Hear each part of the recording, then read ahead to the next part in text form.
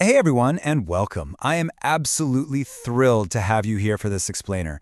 Today, we're diving into something super fascinating, how the physical and psychological tools we use to present ourselves actually, literally, shape our reality. We're going to take a bit of a journey today, starting with the highly tactile physical edge of a straight razor blade and moving right into the deep spatial reflections we see in cinema. It's going to be a fun ride, so let's just dive right in. So, to kick things off, let me ask you this. What do a sharp razor and a silver mirror actually have in common? Now, at first glance, you're probably thinking, well, they're both just things sitting on my bathroom counter. And, you'd be right. But beneath the surface, these two items are actually incredible instruments of perception. One is physical, one is psychological. One shapes how we present our physical edges to the outside world, while the other reflects our deepest internal spaces right back at us. All right, part one, the physical reality. Exploring the straight razor shave. Now, long before a razor becomes some deep cinematic metaphor, it is a very real, very dangerous, highly technical tool that requires absolute mastery. Think about your own morning routine for a second. It's probably a quick, maybe kind of careless scrape with a plastic disposable razor while you're still half asleep, right? Well, traditional barbering is the exact opposite of that. It is crisp, it's methodical, and it's incredibly precise. And interestingly enough, the shave actually starts way before the blade ever gets near a face. Master barbers perform a rigorous pre-shave consultation. They're mapping out hair growth patterns. They're asking about medical issues. They're specifically on the lookout for skincare products like Accutane or retinol, because those make the skin super sensitive. They're essentially scanning for blemishes and moles to create a systematic risk assessment. The goal here is total skin safety. Okay, so once the skin is assessed, we get into the strict physical discipline of holding the razor itself. The blade is gripped by the shank, and the barber holds the back of the blade using just their thumb and index finger. The little finger rests way back on the tang, that little tail piece on the end, to brace the whole thing. It is a highly specific grip designed for supreme control. In fact, safely releasing that little finger is literally the only way to close the razor without striking the cutting edge. It's that precise. And when that metal finally meets skin, 30 degrees is the magic number. That's the optimal shaving angle. It's slightly tilted, and you're always leading with the point of the razor. And the golden rule of this exact science? You always, absolutely always, shave with the grain of the hair. That's the absolute secret to preventing severe skin irritation.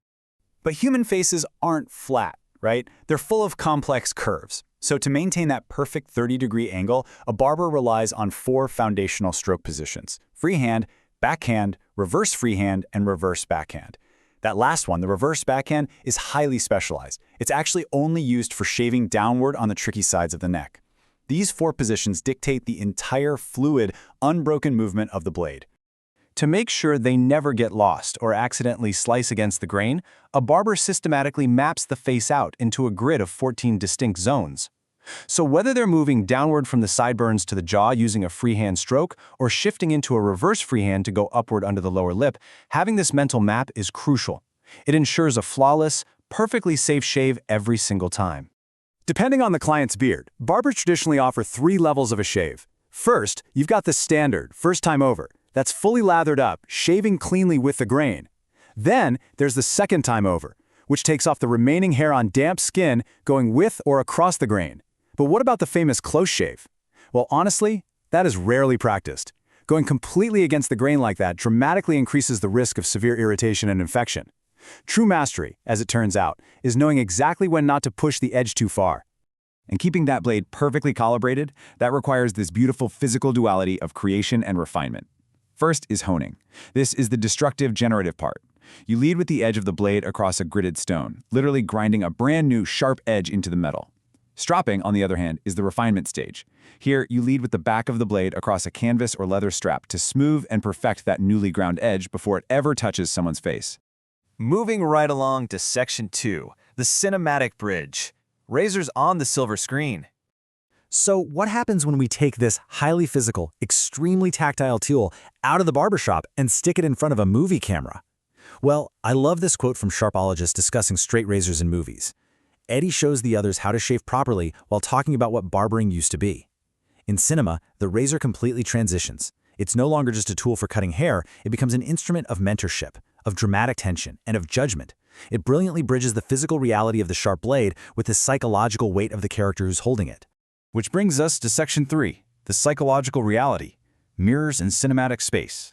To really explore this deep psychological space, we're going to look at director Wong Kar-wai's brilliant film Days of Being Wild. We're shifting from the razor to the ultimate tool of perception, the mirror. Now, in a physical barber shop, a mirror is purely functional, right? You just use it to check your appearance or see how close a shave really is. But the cinematic mirror, that is a whole different beast entirely. On screen, a mirror literally folds real three-dimensional space, acting as a canvas to externalize a character's deep, hidden inner psychological conflicts. To really grasp why mirrors hold such profound weight on screen, we have to look back at psychoanalyst Jacques Lacan's famous theory of the mirror stage. The idea is that between 6 and 18 months of age, an infant sees their reflection and identifies with it, creating this compensatory, illusory sense of a whole self. It's essentially a fantasy construct.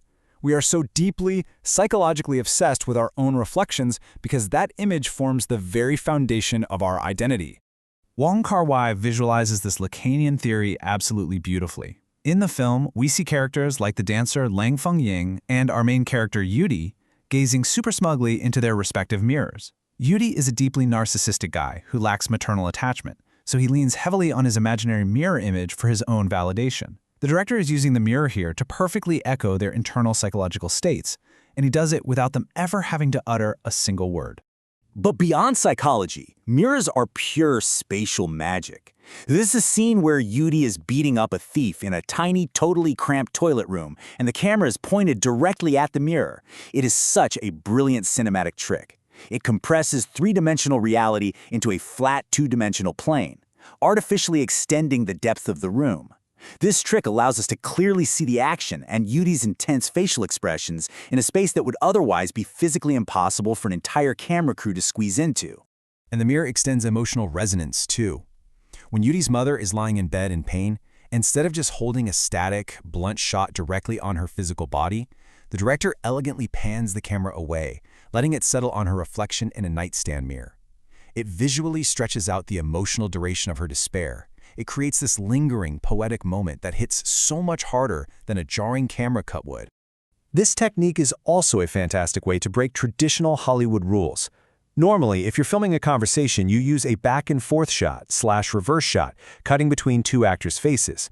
But here, Wong Kar-wai manages to place both Yudi's physical face and his mother's mirror reflection onto a single plane. It's seamless.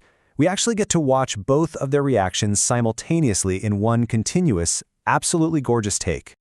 The director also uses visual layering to brilliantly illustrate internal conflict. By stacking two mirrors together, we're shown multiple, overlapping reflections of Yudi's mother's face.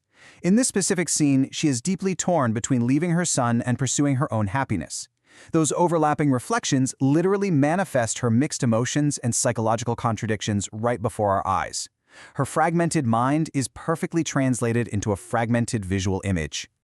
But mirrors also have a darker, much more complex role in cinema, and this ties directly into Laura Mulvey's famous theory of the triple gaze. The theory highlights three perspectives: the erotically picturized female body, the male character gazing at her, and us, the audience, gazing from outside the frame. Mirrors in film very often act as accomplices to this dynamic. They frame and objectify subjects, subtly forcing us, the viewers, into a voyeuristic position. This theory perfectly frames this haunting image of Su Lijin. She's dealing with the completely unspeakable loss of Yudi leaving her, but instead of the camera facing her directly, it shoots her through a mirror reflection.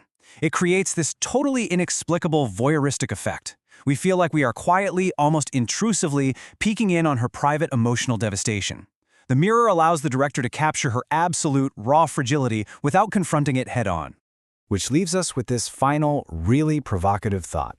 How do the tools we use to look at ourselves, from the sharp physical edges of our razors to the deep psychological reflections of our mirrors, ultimately shape how the world sees us? From the meticulous 30-degree angle of a barber's blade to the spatial and emotional folding of a cinematic reflection, we are constantly crafting, refining, and projecting our reality. Thank you so much for joining me for this explainer. It's been a blast, and I really hope it changes the way you look in the mirror tomorrow morning. See you next time.